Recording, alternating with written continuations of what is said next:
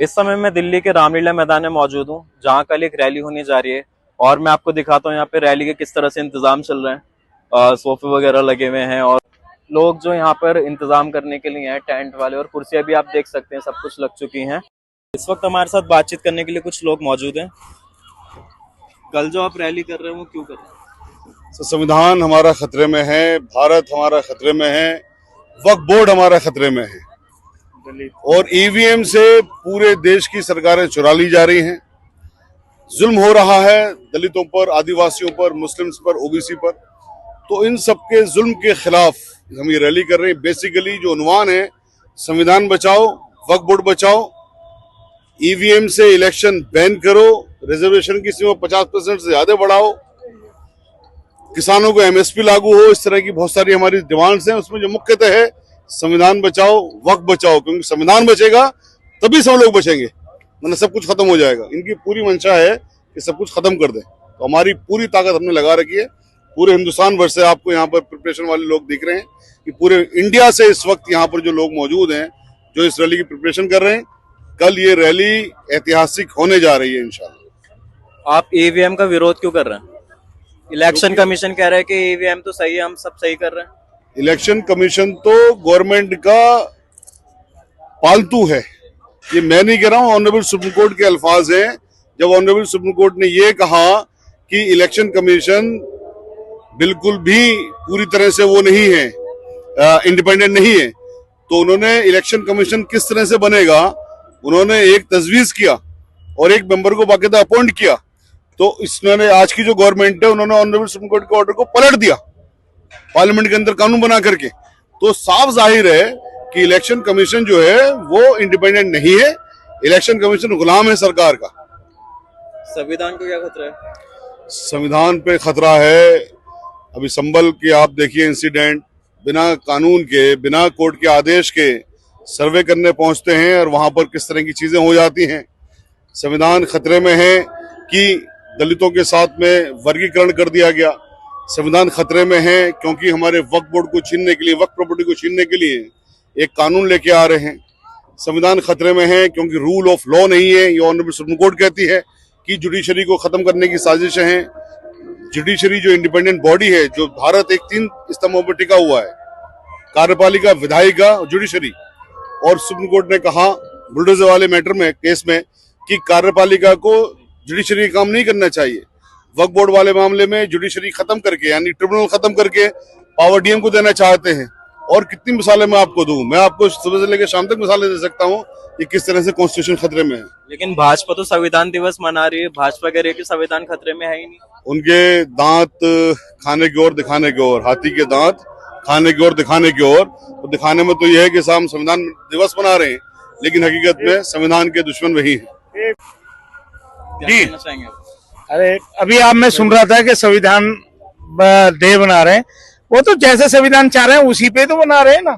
जब बाबा अम्बेडकर राव साहब ने संविधान लिखा था, सर मजहब और सब लोगों को उसके मानने की आजादी दी थी।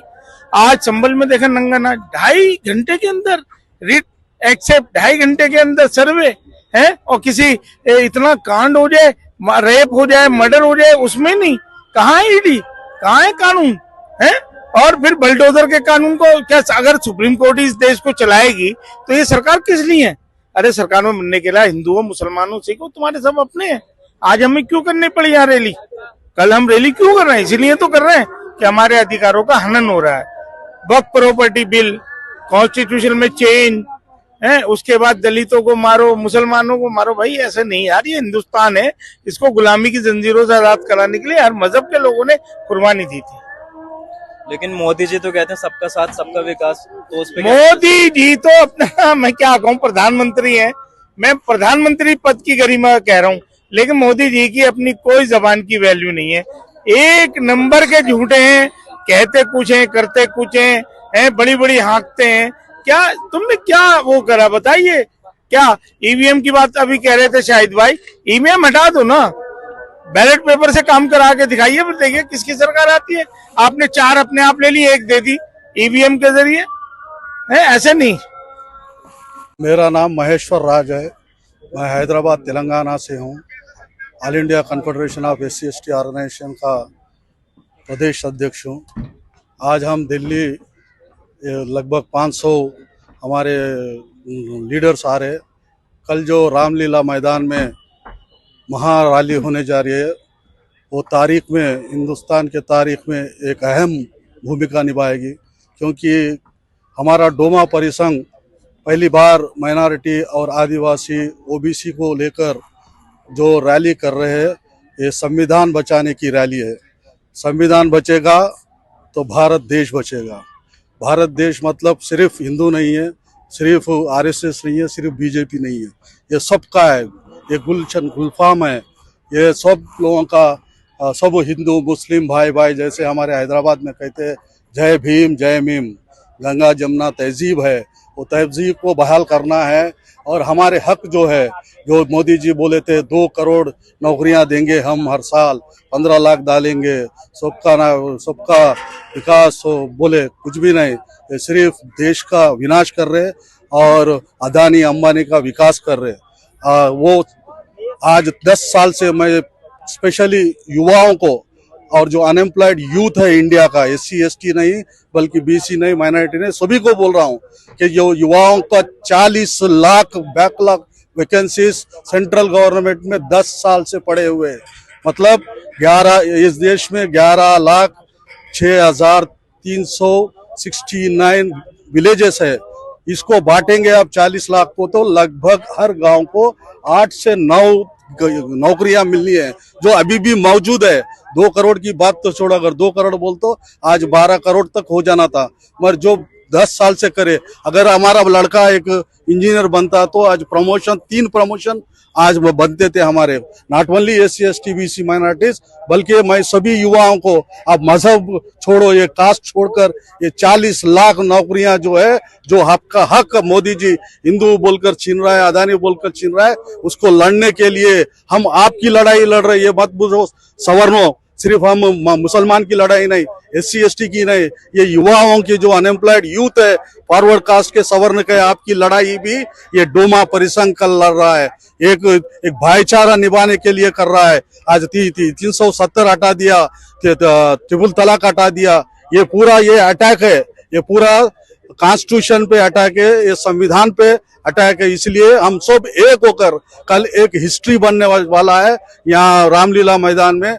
मैं सभी युवाओं से, सभी हमारे SC ST OBC माइनॉरिटीज भाइयों से गुजारिश कर रहा हूं, कल आप घर में मत बैठिए, एक तारीख में आपका भी शामिल होना बहुत ही इम्पोर्टेंट है। मेहरबानी करके कल आप आइए, अपने हक को हम हासिल करेंगे। मोदी जी ने भारत का एक ऐसा नाम कर दिया दुनिया भर में, विदेशों में काफी उनकी वाहवाही होती है, फिर भी लोग उनका विरोध कर रहे हैं, क्यों? नहीं, आप भी भारत में रहते हैं भाई, हम भी भारत में रहते हैं, भारत के हम वासी है, और सालों से हमारे बाप दादा दादा परदादा ये लोग ये भारत के इसके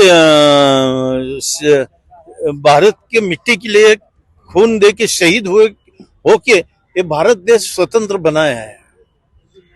और जब हमने और पूरे जितने भी भारतवासी है, जितने स्वतंत्र वीर है, स्वतंत्र सेनानी है, उन्होंने जात पात धर्म नहीं देखते हुए इस देश को बचाने के लिए, देश को स्वतंत्र मिलाने के लिए अपना खून दे के, वो हुतात्मा बन के, शहीद होके ये देश स्वतंत्र बनाया है। ये किसी के बाप का नहीं है, ये जो देश, ये देश है शहीदों का, शहीदों को खून देने वालों का, और जिन्होंने देश स्वतंत्र किया उनका है।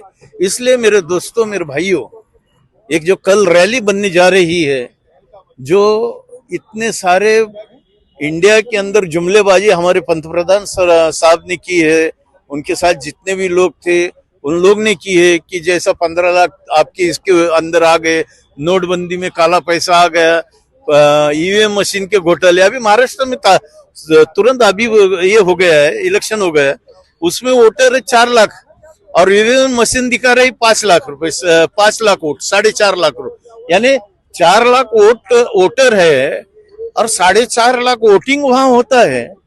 ये तो जादू हो गई, ये तो मोदी साहब का कमाल हो गया, ये भाजपा का कमाल हो गया। और इससे कम से कम 150 लोग गिर गए, विधायक गिर गए इसके अंदर, ये EVM मशीन के घोटाले में। तो ऐसे सारे जुमलेबाजी करके ऐसे लोग इसमें आके पूरा सत्यानाश कर दिया है देश का। यानी जो भाईचारा खत्म हो गया, महंगाई बढ़ गई। अडानी ने पूरा एयरपोर्ट परचेस कर लिया, रेलवे परचेस की। अभी हमारे पास बचा क्या है? आज रामलीला मैदान खोला दिख रहा है, कल कोई अडानी का नहीं होगा, इस पर तो कमाल रहेगा। तो ये इलेक्शन कमीशन को समझ क्यों नहीं आता ये? देखो भाई, नीचे से लेके ऊपर तक जितनी भी सिस्टम है ये पूरी इन्होंने हैक कर ली है। तो इसलिए किसी को भी कुछ भी करना हो तो इनका डर सताता। किसको किस तरीके से तकलीफ दी जाती है वो बोलने की जरूरत नहीं है। बहुत सारे मसले हैं कि जो लोग जानते हैं, अभी इसके प्रैक्टिकल में हम ला रहे हैं इसके खिलाफ, और पूरा दुनिया इसका राह देख रहा है आज कि इनके खिलाफ, इनके जो जुल्म के खिलाफ कौन पहल करता है। तो ये पहल इतिहास के तारीख में, हिंदुस्तान के तारीख में, भारत के तारीख में ये पहल पहली होगी। जो हमारे जो लोग हैं भारतीय, जो हमको फिर से गुलाम बनाना चाहते हैं, ये बीजेपी के लोग, इनके खिलाफ हम लड़ रहे हैं। आज मुझे बताइए, 70 साल कभी नागपुर के संघ परिवार में तिरंगा नहीं लहरा है? और आज तुमको ये लग रहा है क्या? कभी भारत स्वतंत्र सेनानी में एक कभी आ गए कि कभी स्वतंत्र सेनानी करके एक नाम बताइए आप मुझे। और वो देश को बर्बाद करने के लिए आगे आ रहे हैं। I am Ajay Veer. I am a state working president from Telangana of Confederation of SC, ST, OBC and minorities. We have come here to assemble tomorrow for our rights and to protect our rights. कैसे protect करेंगे आप? हम हमारे अब यहाँ पे हासिल होंगे सब लोग। हमारा एक ब्रोचर रिलीज हो रहा है और उसके जरिए हम पब्लिक को ये जानना, गवर्नमेंट को जानना चाह रहे हैं कि ये हमारा प्रॉब्लम्स है, ये आप ये फुलफिल नहीं कर रहे हैं। वो रिजर्वेशन होने दो, दूसरे मकसद जो भी चीजें होंगे, all those things we will raise the issue. Thank you. National President, All India Scheduled Tribes Employees Association, coming from Andhra, Telangana. He is Mr. P.